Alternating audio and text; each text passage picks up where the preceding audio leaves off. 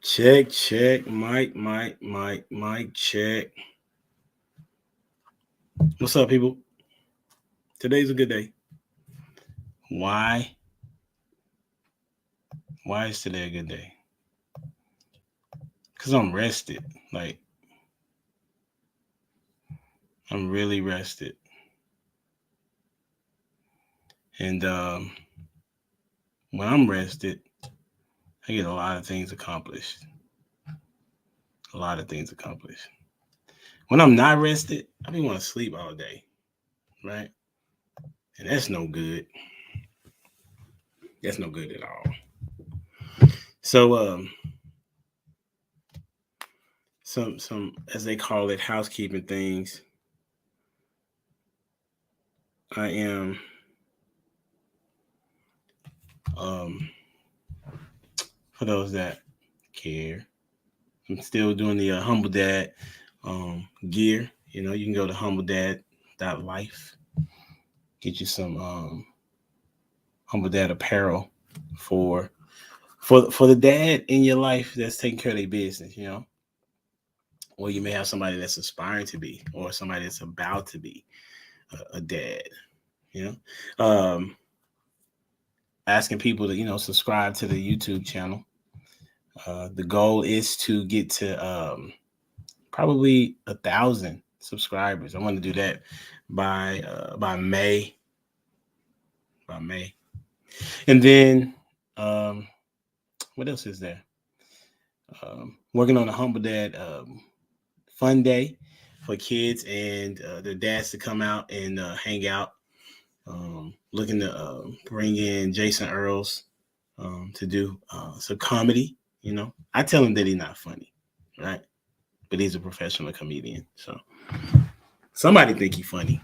You know what I mean? So that and so we have him out, and then we also have like a panel discussion where people can ask some experienced dads some questions about what they think uh, is helpful. I guess whatever questions that they have. I know I had a lot of questions when I was about to be a dad, and I kind of consider myself a professional dad now.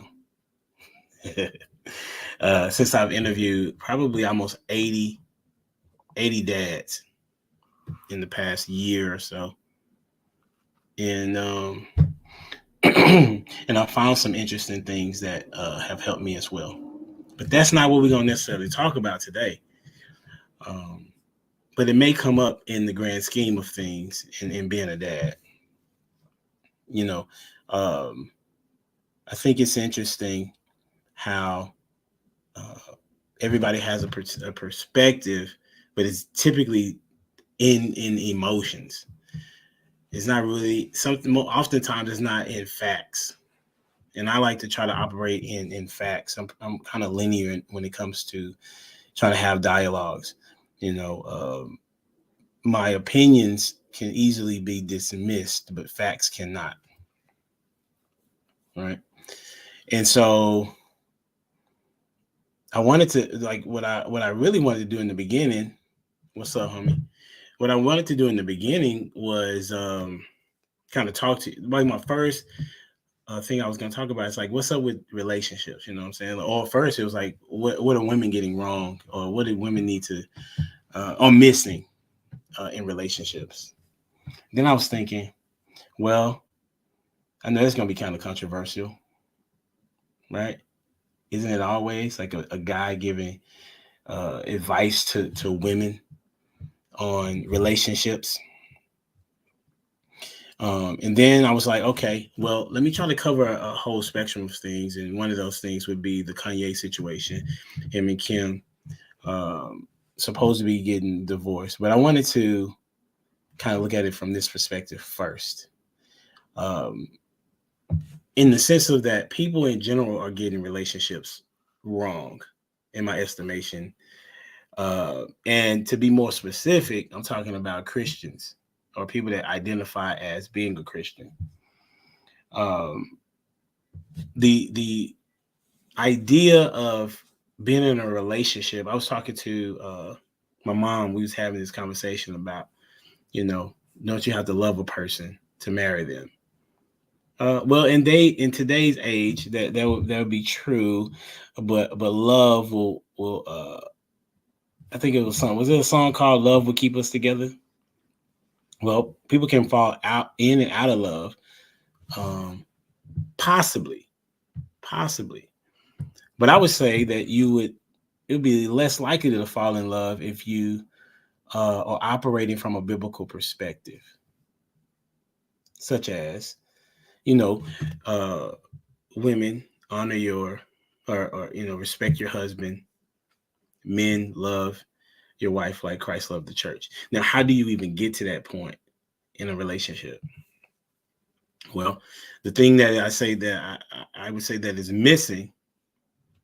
Now, this would be an opinion because I'm not in every relationship, but just having conversations with people that are or have been, it is honesty on both sides. Like it's very important to be honest about your expectations in a relationship. Well, at the beginning, right? Do you plan on being married? Do you want to have kids? Where do you want to live? Where do you see yourself in, yada yada years or whatever? Um, even the sex conversation should be had early, you know, because if it's not, then there's an awkwardness to the relationship, I believe. And so those are a couple of things that are missing at the beginning, right? And then just being honest about who you are, uh, and don't sugarcoat, for the fear of that you may lose that person, you know, because if you operate from out of fear, then you're gonna make a really bad decision. Okay, you're gonna make a really bad decision. So that person's gonna rock with you or not. If you go ahead and say what it is that's on your mind, and they rock with you, then uh, you have an idea of what it is that they tolerate in you. But if you withhold that, then and wait till y'all get married, that's really unfair to that person, because what that person is saying is that this is what I see you as and how you can impact my life. But if you have a different view on things, and then we get into this marriage, then there's going to be it's going to be a struggle. And marriage is about teamwork and trusting the other person. And the way that you trust the other person is through honesty, and then also uh, experiencing some tough challenges, where they're going to be challenges or tough situations in the process, and see how y'all rock out with that when those things come about. And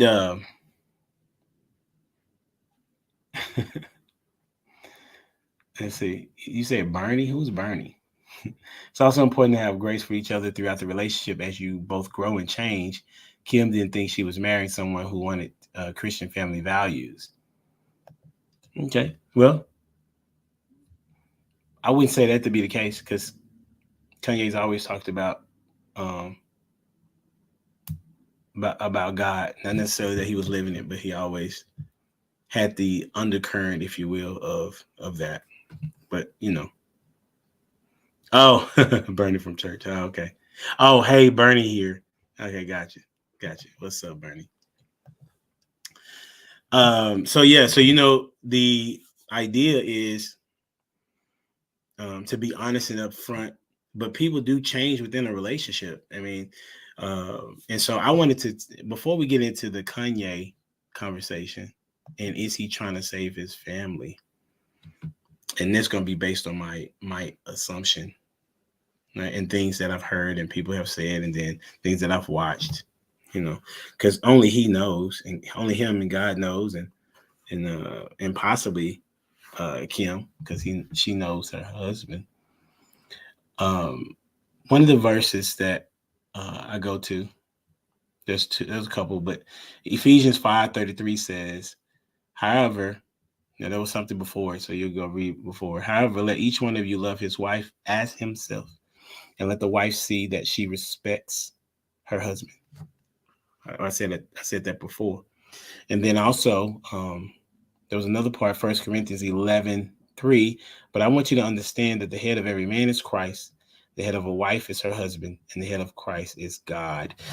That's really one of the things that's missing in Christian relationships, that the man is not operating under Christ, and the woman then feels like she don't supposed to operate under her husband because he's not operating under Christ, which it doesn't say that. It doesn't say uh the head of the wife is her husband if he is being led by Christ. It doesn't say that. Matter of fact, in 1 Peter 3:1-6 says, likewise, wives, be subject to your own husbands, so that even if some do not obey the word, right, they may be won without a word by the conduct of their wives when they see your respectful and pure conduct.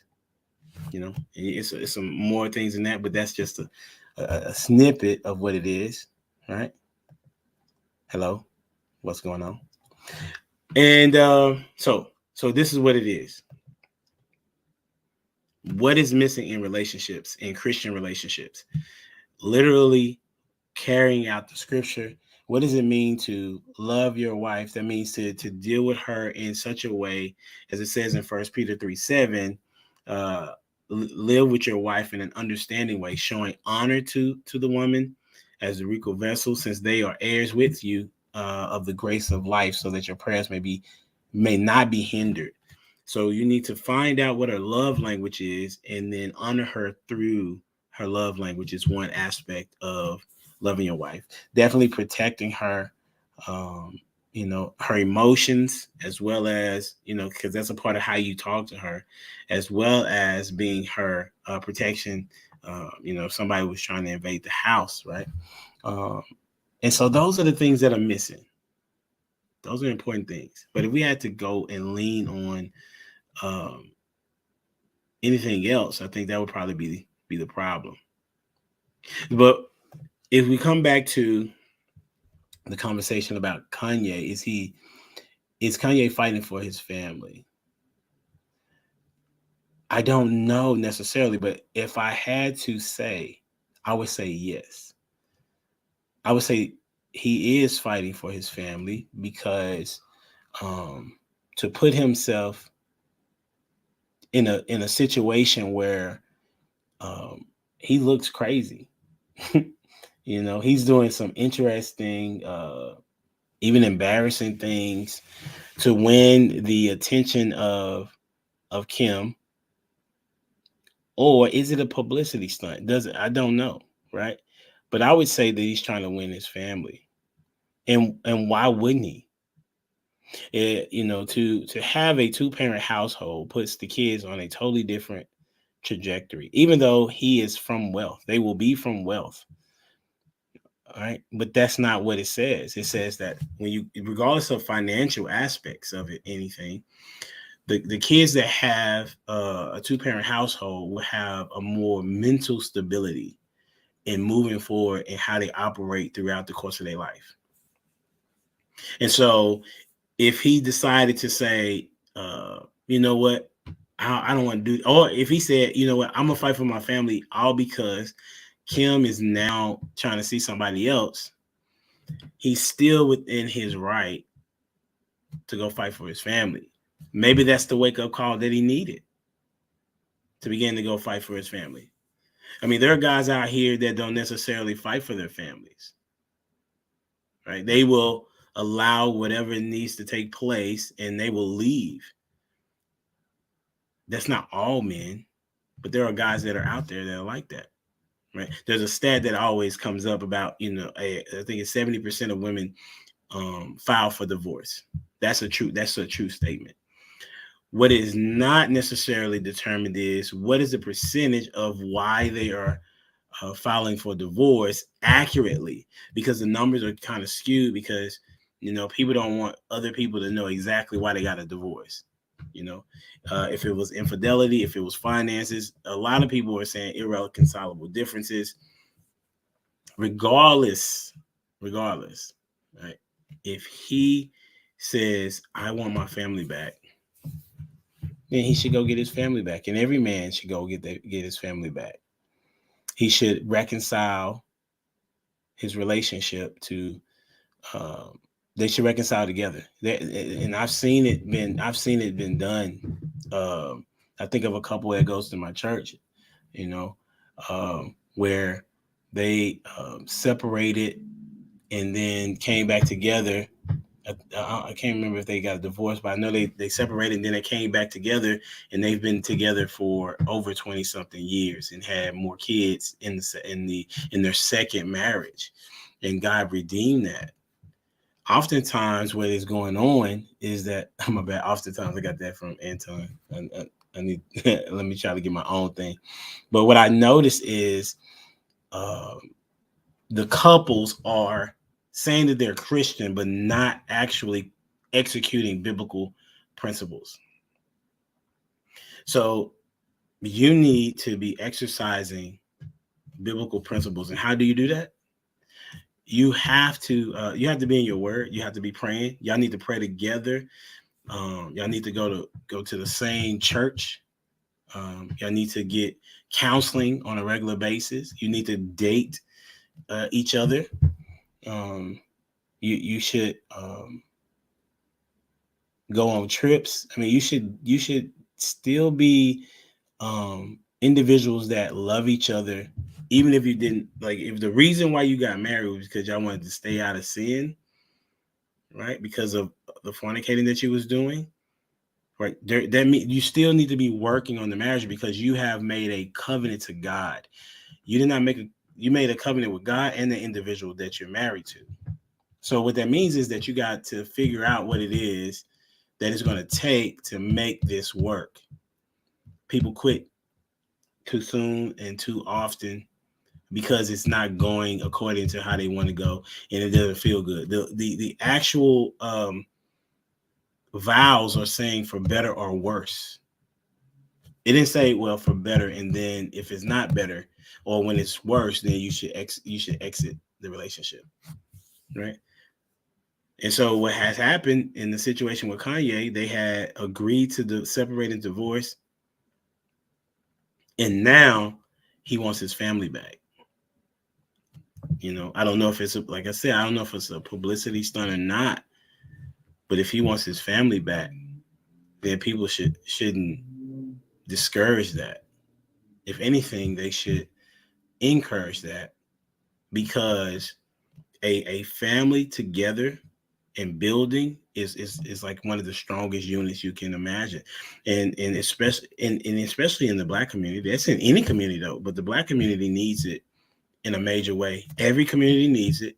Okay, every community needs the two-parent household, but currently the Black neighborhood is experiencing like a really low record of being together, right?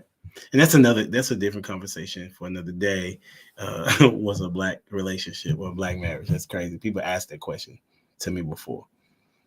So I appreciate all of you that tune in to hang out with me for a little bit. That's just my take, nothing major. Just wanted to sit down and kind of give my thoughts on this high profile situation, which is Kanye fighting for his family. Anybody and everybody should be fighting for their family. And at the end of the day, the kids will see it and they'll appreciate it. Maybe not how he's going about it, or maybe they like, oh, okay, that's dad. You know what I'm saying? I know how you get down. They may be like that. I don't know. Okay. But don't forget to like, share, comment, subscribe, to the channel on YouTube. I mean, Facebook don't do a lot for me. Okay. So if you're on Facebook, all you gotta do is go over there click over there on YouTube, click on Humble Dad, or type in Humble Dad and you'll see me. All right. Well, that's all I got. My week has been great so far. It's only the top of the week, but as long as I get rest, I'm gonna do well. Homeschooling is off to a good start. The boys are doing what they need to do, and so is Jordy. And as well as Gigi. All right. Oh yeah, she did. She had a science fair, and she got like an 85 out of 100 score. And the main thing that I was impressed by is what they wrote on her page about her presentation, which is what she was most nervous about. And she got some solid scores for that. So if you see her, congratulate her on her progress in her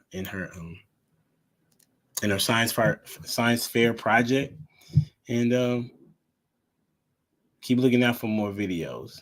I'm gonna do my best to be more consistent.